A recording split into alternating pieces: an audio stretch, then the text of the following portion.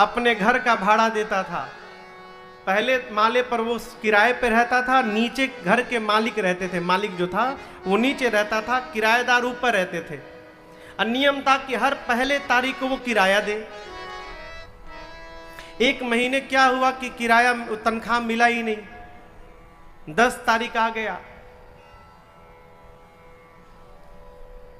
रोज कहते थे मकान मालिक, तो 2-3 दिन वेट करता रहा। जब देखा 2-3 दिन बीत गए तो कहा कि आप तो देते थे 1 तारीख को, आज 3 तारीख हो गया।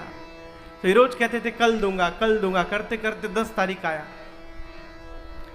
10 तारीख को रात को सोए थे बिस्तर पर बड़े दबाव में, नींद नहीं आ रही है। पत्नी की आप इतने टेंशन में क्यों हैं, बताए कुछ नहीं। अरे बताइए तो क्यों टेंशन में, कैसे बताऊं। 10 तारीख हो गया, आज तक अब घर का भाड़ा नहीं दे पाया मैं। कल सुबह होते फिर मकान मालिक आएगा भाड़ा मांगने। थोड़ी देर जगा रहा, फिर उठ कर गया। पत्नी पूछे कहाँ जाओ, अभी आता हूं रुको। गया, 5 मिनट बाद आया और ठाट से पानी पी के, चलो अब आराम से सोऊंगा। बोला अरे 5 मिनट में ऐसा क्या हो गया, अभी तक तो जगे रहे थे, नींद नहीं आ रही थी, अब कैसे सो जाएंगे। बोले अब वो नीचे मकान मालिक जगेगा। मतलब तो जाकर बोल कर आ गया हूं 20 तारीख को भाड़ा दूंगा। अब वो टेंशन में वो जगेगा, मैं आराम से सोऊंगा। तनिक भी दबाव हो जाए दिमाग पर, नींद गायब हो जाती है। वो निषाद जी कहे जिनको, लक्ष्मण जी कहे जिनको दुख होगा उनको नींद आएगी। निषाद जी बोले नहीं आएगी। लक्ष्मण जी बोले राम भैया तो सो रहे हैं, कितने आराम से सो रहे देखिए। निषाद जी, जीवन में कोई किसी को सुख दुख नहीं देता है, हम अपने ही किए कर्म से सुखी होते हैं, हम अपने ही किए हुए कर्म से दुखी होते हैं। हमारे सुख दुख का कारण कोई दूसरा होने वाला नहीं है। अपने कर्म से हम दुखी होते हैं माई बाप। आशा ही दुख को जन्म देती है। क्षमा करिएगा, बच्चे हैं, संतान हैं, खूब लालन पोषण करिए, खूब पढ़ाइए, लेकिन यदि आपने बहुत अधिक आशा लगा ली उनसे, तो ये आपने जो आशा लगाई है यही। जी बैठिए बैठिए।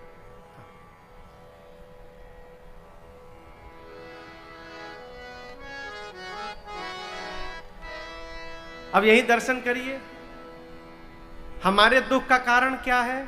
हम आशा लगा के बैठे कि कोई नहीं आएगा। सामने उदाहरण आया आपके, देखिए, हम आशा लगाएं कि कोई नहीं आएगा, सामने से गुजरेगा, गुजर गया तो हमको दुख हो गया। अब दुख हमको किसने दुख किया, हमने खुद किया। हम क्यों आशा लगा कर बैठे संतोषी नगर में। हम अपने द्वारा किए हुए कर्म से सुखी होते हैं, हम अपने द्वारा किए हुए कर्म से दुखी होते हैं। इसलिए ये जो आशा है इससे थोड़ा बचिए। कल आपको सुनाया था ना, कल की परसों, आशा एक राम जी से दूजी आशा छोड़ दे, नाता एक राम जी से दूजा नाता तोड़ दे, नाता एक राम जी से दूजा नाता तोड़ दे। ये जो आप मोह में सोकर स्वप्न देख रहे हैं, इससे बाहर निकलने का प्रयास करिए। मोह यानी संबंधों में हम जो कल्पना लोक में जाकर बैठे हैं, ऐसा होगा तो वैसा कर लेंगे, अब ऐसा होगा फिर हम ऐसा कर लेंगे, ना ऐसा होगा ना वैसा होगा, कैसा होगा, जैसा मेरे राम जी चाहेंगे वैसा होगा।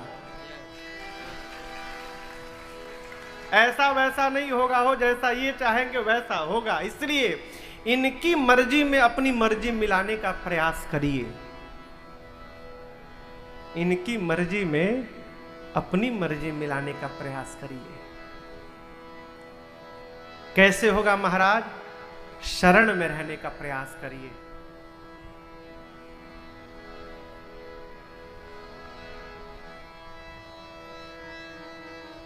जो किस्मत जगत की अरे बनावे संवारे,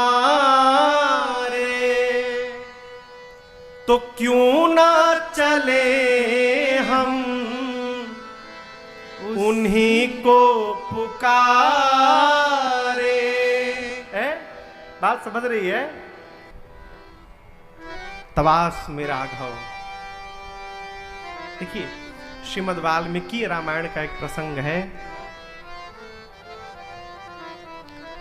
विभीषण जी महाराज जब भगवान की शरणागति में आए हैं, शरण में, रावण ने लात से मारा, विभीषण जी आए तो सुग्रीव जी चाहते नहीं थे कि भगवान विभीषण जी को रखे। देखिए क्षमा करिएगा, जब मनुष्य अपने प्रति अविश्वास में रहता है तो वो सबको उसी दृष्टि से देखता है। कई लोगों को लगता है कि मेरे बॉस से यदि ये आदमी मिल गया तो कहीं मेरी वैल्यू कम ना हो जाए, इसलिए अपनी वैल्यू बनाए रखने के लिए मिलवाता, डायरेक्ट नहीं कराता। सुग्रीव जी को लगा कि यदि विभीषण जी आ गए तो वो तो लंका के वाइस प्रेसिडेंट है, वो वाइस प्रेसिडेंट है लंका के, उनके आने से कहीं मेरी वैल्यू न चली जाए। तो सुग्रीव जी, राम जी आप बताओ, हनुमान जी लंका से गए होंगे तो ये नहीं बताए होंगे कि प्रभु लंका में भी आपके एक भगत जी मिले थे, आपका बहुत बढ़िया मंदिर बनवाए हैं, राम राम वो भी जपते हैं लंका में, बताए होंगे ना हनुमान जी। क्या सुग्रीव जी को नहीं पता था ये बात? लेकिन सुग्रीव जी की भाषा देखिए, राम जी से ये नहीं बोले कि लंका वाले भगत जी आए हैं ना। कौन आया है? आवा मिलना दसानन, बोले आपके शत्रु रावण का भाई आया है, यानी आप इसको भी शत्रु ही समझिए। लेकिन भगवान से क्या छिपा है हो? वहां वाल्मीकि रामायण का प्रसंग है। भगवान कहते सुग्रीव, मुझे प्राप्त करने के जितने साधन हैं वो मनुष्य को बार बार करने पड़ते हैं। जैसे माला जपना है, रोज रोज जपना है ना, पूजा नित्य करनी है ना, दर्शन भी करना है ना, दान भी करते रहना है ना, तीर्थ की यात्रा भी करती रहनी है, व्रत भी करना पड़ता है अंतराल अंतराल पर, जितने साधन है उनको बार बार करना पड़ता है। लेकिन राम जी कहते हैं सुग्रीव, एक काम ऐसा है जो मनुष्य यदि जीवन में एक बार कर दे, बस एक बार, तो फिर मैं जीवन भर उस मनुष्य की रक्षा करता रहूंगा। ये मेरा वचन है, ये मेरा प्रण है। केवल एक बार करना है। क्या करना है? कुछ नहीं करना है, यही करना है। एक बार भगवान के सामने पहुंचिए, दोनों हाथों को ऊपर उठाइए और उठाकर कहिए, प्रभु जमाने को अपना अरे बना कर तो देखा, तुम्हें अब हम अपना बना करके देखें। प्रभु आज तक मैं बहुत भटक लिया संसार में, और ये नहीं कि संस्कृत में, आप छत्तीसगढ़ी में बोलिए, भोजपुरी में बोलिए, भगवान धरती की सब भाषा समझते हैं। अरे भाषा तो छोड़िए, भगवान गूंगे की आवाज भी सुन लेते हैं। आप दोनों हाथों को उठाकर कहिए, प्रभु बहुत भटक लिया, आज के बाद आपका बालक आपकी शरण में आ गया। प्रभु अब मेरा अच्छा करना हो, बुरा करना हो, आप समझो, आपका काम जाने, मैं आज से आपकी शरण में हूं। ये राम जी के श्रीमुख वचन है। भगवान कहते सुग्रीव से, मित्र शक्रदेव प्रपन्नाय, एक बार आकर कह दे, तवास्मित च याचते, मैं अभयम सर्वभूतेभ्यो ददाम्य एतद व्रतम मम, ये मेरा व्रत है, उसको पूरे संसार में मैं अभय प्रदान कर दूंगा। क्या लग रहा है? इसका नाम है शरणागति। भगवान की शरणागति होने का स्वभाव बने, मानसिक शरणागति, शारीरिक नहीं, मन से भगवान की शरण में रहे तो हम इस मोह रूपी रात्रि से जगे रहेंगे। लक्ष्मण जी ने निषाद राजगुह को भगवान का वास्तविक स्वरूप बताया। राम जी जीव नहीं है, राम जी ब्रह्म है। राम जी के चरणों में प्रेम करना ही निषाद राज असली परमार्थ है। निषाद राजगुह भगवान के चरणों में दंडवत करते हैं। प्रातः काल प्रभु ने निषाद राजगुह से बरगद के वृक्ष के दूध को मंगवाया, अपने केश में लगाकर सिर पर जटाओं का मुकुट बनाया लक्ष्मण भैया के साथ। सुमंत जी ने वापस अयोध्या चलने के लिए निवेदन किया। सीता मैया ने और राम जी ने जाने से मना कर दिया। सत्य की दुहाई देकर प्रभु ने मना कर दिया और राम जी ने बरबस सुमंत जी को वापस भेजा। बरबस राम सुमंत्र पठाए। भगवान ने भेजा लेकिन सुमंत जी गए नहीं हैं। भगवान ने यहां से भेजा तो पंडाल के दूसरी छोर इतनी दूर जाकर रथ खड़े कर दिए और खड़े होकर सुमंत जी देखने लगे। भगवान सुमंत जी को विदा करके अब गंगा जी के तट पर गंगा जी को पार करने आए हैं। यहां एक केवट भैया पहले से खड़े हैं। केवट जी पिछली रात्रि में लक्ष्मण जी और निषाद जी की वार्ता सुन लिए हैं। क्या सुन लिए हैं? राम जी जीव नहीं है, राम जी ब्रह्म है और राम जी के चरणों में प्रेम करना ही परमार्थ है। रचना बनाई केवट जी ने कि आज नदी पर कोई नाविक नहीं रहेगा मुझे छोड़कर। क्यों? मैं चाहता हूं कि मैं राम जी को उस पार पहुंचाऊं। तो आज इस केवट भैया को छोड़कर दूसरा कोई नाविक नहीं है गंगा तट पर। नाव को भी केवट जी बीच नदी में ले जाके खड़ा किए हैं। राम जी आए और राम जी ने केवट जी से नाव मांगी है। बाबा कहते हैं, ए जी मांगी नाव न केवट आना, मांगी नाव न केवट आना। ऊपर से कहे तुम्हारा मरम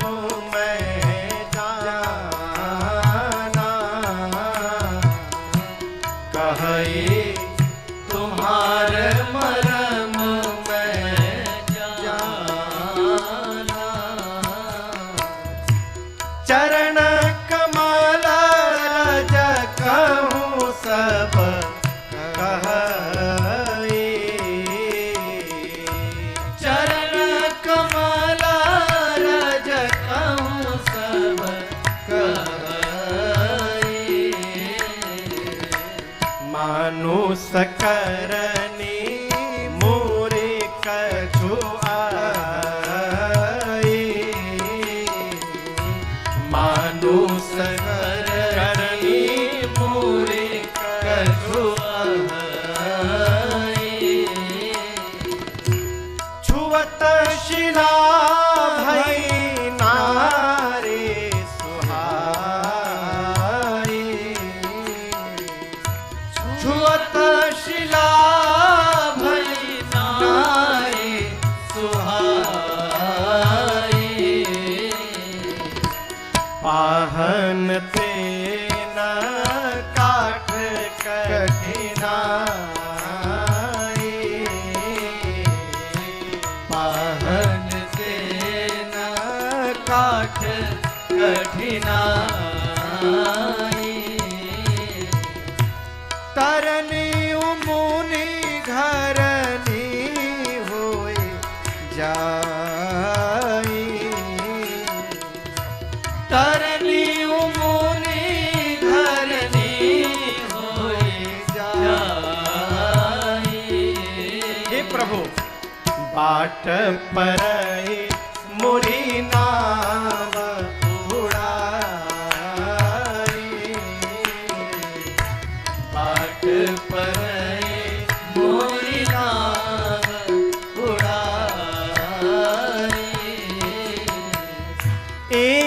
प्रतिपालूं सब परिवारों, यही प्रतिपालूं सब परिवारों। नहीं जानो कछु और कबारो, नहीं जानो कछु और कबारो। जो प्रभु पार अवसिका चहूँ, जो प्रभु पार अवसिका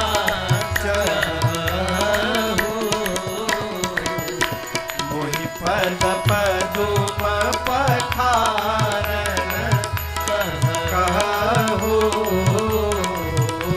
मोहि पद पदुम पखारन कहू। मोहि पद पदुम पखारन कहू।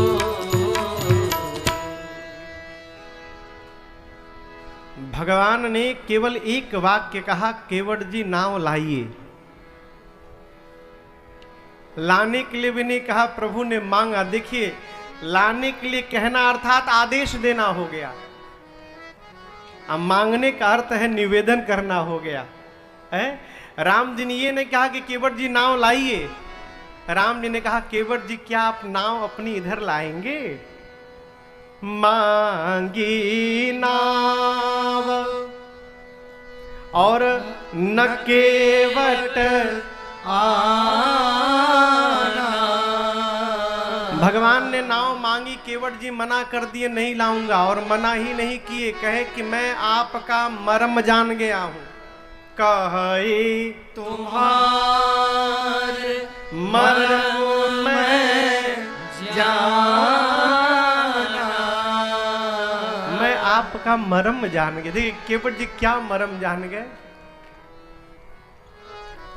पिछली रात्रि लक्ष्मण जी निषाद राजगुह से कहे थे कि जो राम जी सोए हैं ये जीव नहीं है, ब्रह्म है, इनके चरणों में प्रेम करना ही परमार्थ है।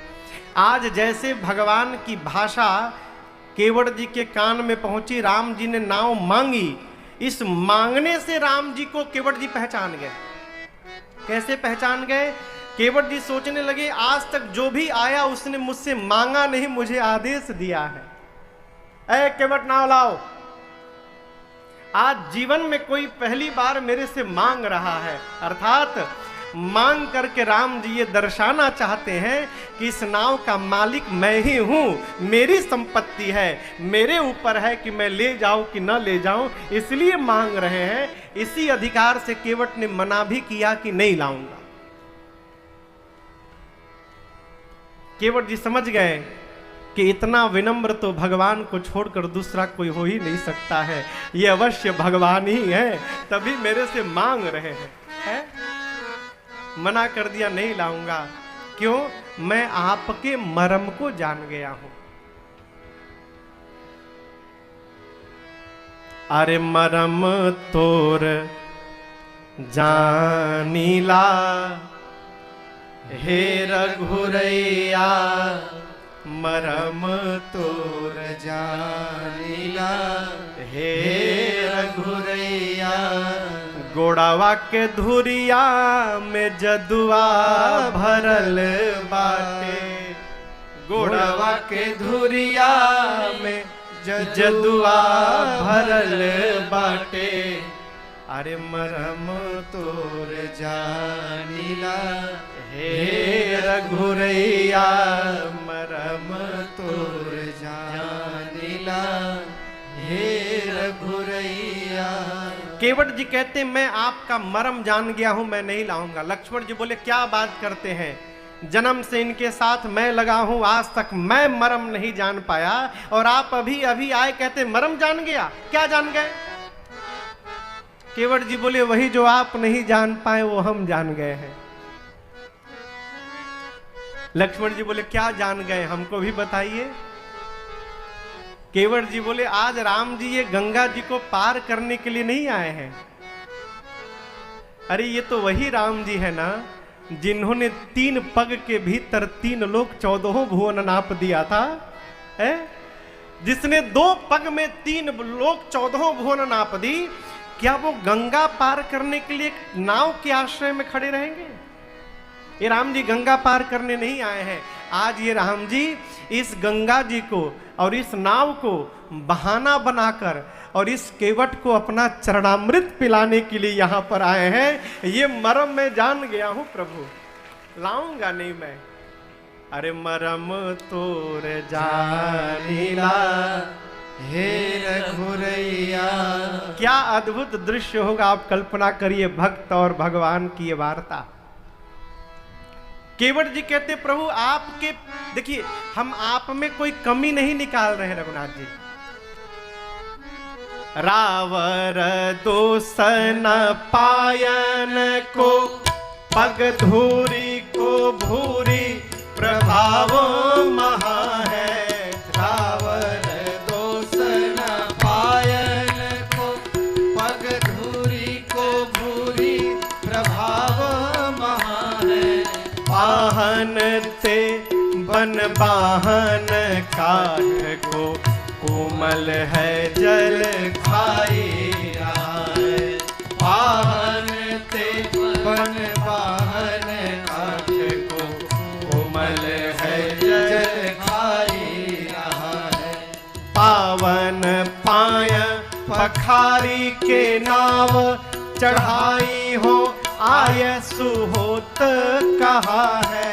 पावन पाय पखारी के नाव चढ़ाई हो आय सुहोत कहा है। तुलसी सोनी केवट के बर बैन हसे प्रभु जानकी ओर हाथे। तुलसी सुनी केवट के बर बैन हसे प्रभु जानकी ओर हाथे। तुलसी सोनी केवट के बर बैन हसे प्रभु जानकी ओर हाथे। केवट जी कहते प्रभु ना आपका दोष ना आपके पांव का दोष, सारा दोष पांव में जो धूल लगा है उसका है। रावर दोष न पायन को पग धूरी को भूरी प्रभाव महा है। आपके पांव में जो धूल है प्रभु वो कोई साधारण धूल नहीं है, वो जड़ी बूटी है, मनुष्य का निर्माण करती है प्रभु। आपने पीछे किसी पत्थर को पांव से छुआ था क्या? लक्ष्मण जी बोले मेरे सामने छुआ था, मैं वहीं खड़ा था। क्या हुआ भैया? पांव रखे पत्थर स्त्री में बदल गया। केवट जी बोले लक्ष्मण जी आप बताइए पत्थर कठोर होता है कि लकड़ी? कहिए अश्वनी जी, हाँ पत्थर कठोर होता है ना। लक्ष्मण जी बोले कठोर पत्थर जब स्त्री में बदल सकता है तो ये तो लकड़ी की नाव है। पत्थर से भी कोमल है और कोमल में भी अति कोमल। क्यों? सूखे में नहीं रहती, पानी में रहती है। पानी पी पी कर मेरी लकड़ी की नाव और मुलायम हो गई है। अरे पत्थर को तो 1-2 मिनट समय भी लगा होगा, ये मेरी लकड़ी की नाव तो देखते ही स्त्री में बदल जाएगी। मैं इतना बड़ा रिस्क उठाने वाला नहीं हूं।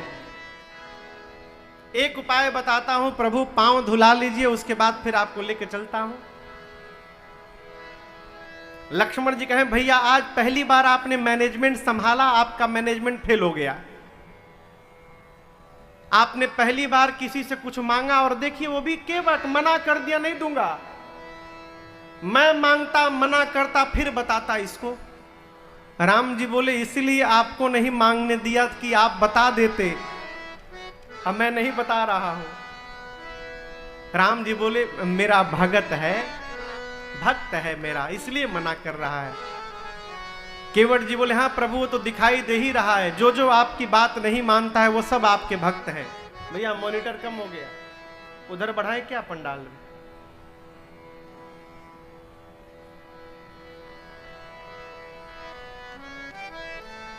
लक्ष्मण जी बोले जो जो आपकी बात न माने वो सब आपके भक्त। राम जी बोले केवट नहीं माने, और कौन नहीं माना? बोले पीछे देखिए, अभी आपने सुमंत जी को कहा अयोध्या जाओ, कहाँ गए? देखिए रथ लेके खड़े हैं। जिसको भेज रहे हैं वो जा नहीं रहा है, जिसको बुला रहे हो वो आ नहीं रहा है। ये सब तो आपके भगतों का कमाल है प्रभु, ये भगत नहीं तो और कौन भगत होगा? राम जी बोले देखो दोष इनका नहीं है। अयोध्या से चलते समय मैंने तुमको मना किया मत चलो, सीता को मना किया मत चलो, क्यों? आप दोनों का वनवास नहीं हुआ है। घर से निकलते समय जब आप दोनों मेरी बात नहीं माने थे, मैं उसी समय समझ गया कि आज मेरी बोहनी बिगड़ गई। घर से निकलते समय मेरी कोई बात नहीं मान रहा है, अब जो मिलेगा कोई मेरी बात मानने वाला। राम जी बोले ऐसा है लक्ष्मण जी, आप और सीता जी मेरे प्रेम के कारण मेरी बात नहीं माने। मुझे लगता है ये केवट जी भी मेरे प्रेम के कारण ही मेरी बात नहीं मान रहे हैं। लक्ष्मण जी बोले लेकिन प्रेम तो इनका दिखाई नहीं दे रहा है प्रभु। राम जी बोले भाई केवट वो भक्त हैं जिनके प्रेम का प्रदर्शन नहीं होता है, इनके प्रेम का दर्शन हुआ करता है। आप दर्शन करना चाहोगे तब दिखाई पड़ेगा।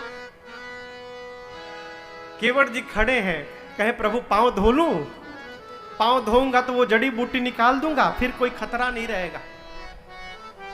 लक्ष्मण जी बोले अरे कैसी बात करते हैं केवट जी, अरे वो जादू एक बार हुआ था बस, उसके बाद राम जी न जाने कितने पत्थरों पर पांव रखे, आज तक कोई दूसरा पत्थर स्त्री में क्यों नहीं बदला?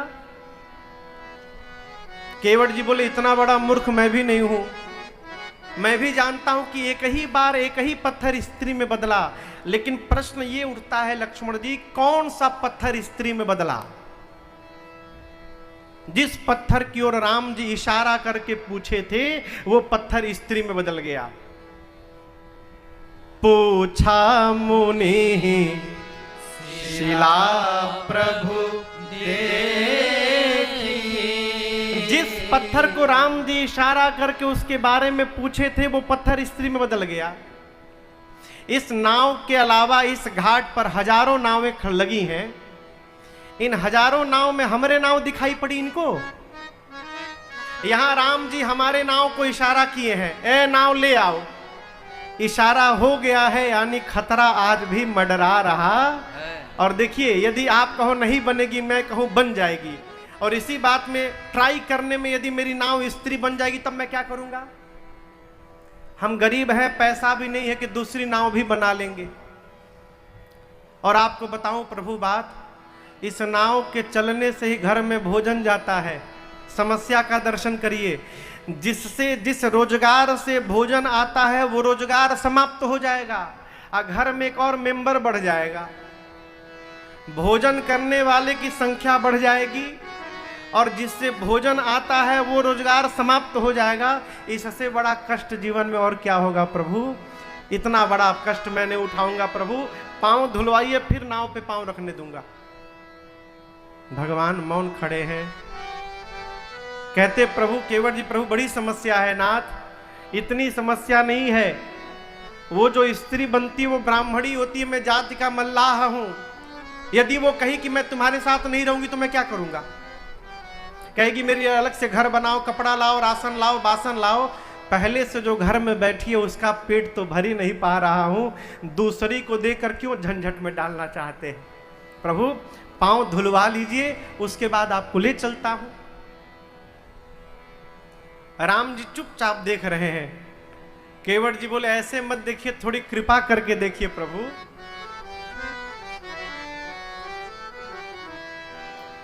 प्रभु आपसे प्रार्थना करता हूं मैं, आइए बैठिए फिर सफर कीजिए। उसके पहले अरे पांव धुलवा के थोड़ी नजर कीजिए, पांव धुलवा के थोड़ी नजर कीजिए। फिर आइए बैठिए फिर सफर कीजिए।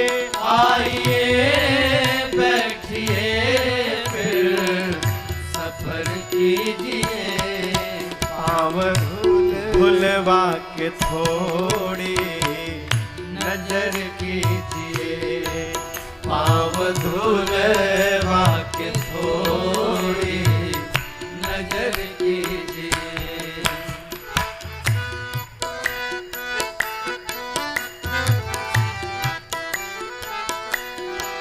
धो के चरणों की रज तृप्त हो जाऊंगा, धो के चरणों की रज तृप्त हो जाऊंगा, साध की साधनाओं में खो जाऊंगा, साध की साधना में हो जाऊंगा।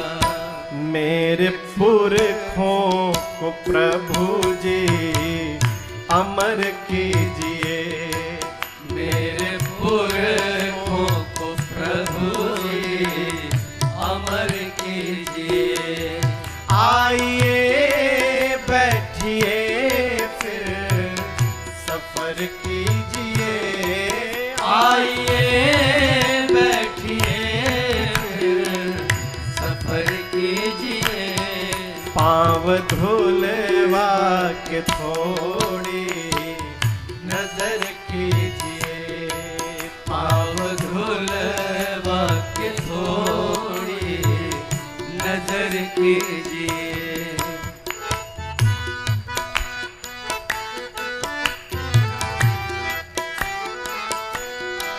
पूर्ण इतिहास में जानता आपका, पूर्ण इतिहास में जानता आपका, ये भी एहसान मैं मानता आपका, ये भी एहसान है मानता आपका। मेरी आँखों में प्रभु जी बसर कीजिए, मेरी आँखों में प्रभु जी बसर कीजिए। आइए बैठिए फिर सफर कीजिए, आइए बैठिए फिर सफर कीजिए। पाँव धुलवा के थोड़ी नजर कीजिए, पाँव धुलवा के थोड़ी नजर कीजिए।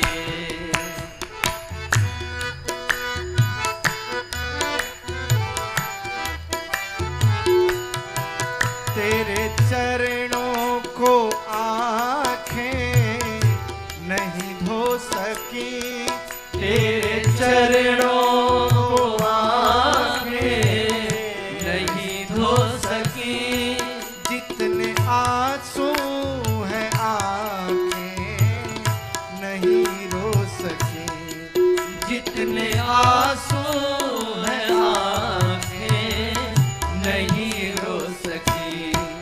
सिर पे राजन के प्रभु अपना कर कीजिए, सिर पे राजन के प्रभु अपना कर कीजिए।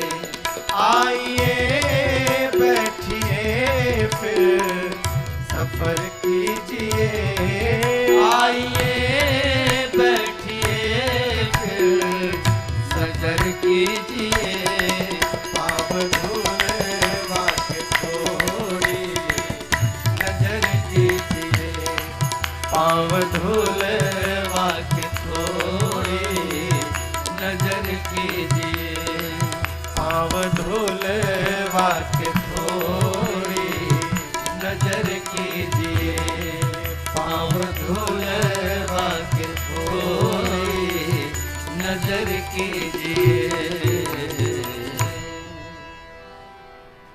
आइए बैठिए फिर सफर कीजिए।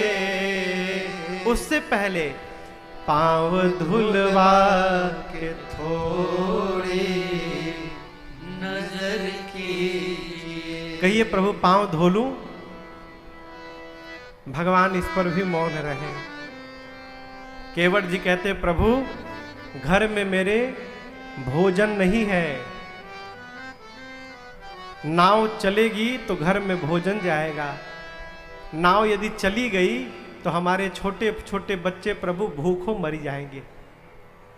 मैं आप पार जाए चाहे ना चाहे, आपके चक्कर में मैं अपना नाव खोने वाला नहीं हूं। साफ साफ सुनिए, यदि नहीं धुलवाना है तो बताइए, मैं आपको दूसरा उपाय बताऊं। लक्ष्मण जी बोले तब से मौन है तो समझ में बात नहीं आ रही है, नहीं धुलवाना चाहते, दूसरा उपाय बताओ। केवट जी बोले थोड़ा आगे चलेंगे ना, यहाँ नदी के किनारे तो कमर भर पानी है, मैं जानता हूं जगह वो, वहां चलिएगा, मैं दिखा दूंगा, आप पैदल पार हो जाएंगे, नाव की आवश्यकता ही नहीं पड़ेगी। लक्ष्मण जी बोले बहुत सुंदर, चलो दिखाओ कहां है वो। केवट जी बोले इतना बड़ा मूर्ख मैं नहीं हूं, सवेरे सवेरे का समय है, यदि आपको वो रास्ता दिखा दूं कि वहां से पैदल ही पार हो जाएंगे तो मेरी नाव पे कौन बैठेगा? जो भी पैसेंजर आएंगे सब वहीं दौड़ कर जाएंगे, पैदल पार हो जाएंगे, मैं दिन भर खड़ा रहूंगा यहाँ पर। इतना बड़ा खतरा मैं उठाने वाला नहीं हूं। एक काम करिए, बताऊंगा, रात में पूरे दिन प्रतीक्षा करिए, अंधकार होगा फिर ले चल के दिखा दूंगा। राम जी बोले रुकेंगे नहीं, तो केवट जी बोले फिर धुलवाना पड़ेगा। केवट जी बोले धुलवाना भी है कि नहीं ये बताइए। जिसको जाना होता है वो इतनी देर मौन खड़ा रहेगा,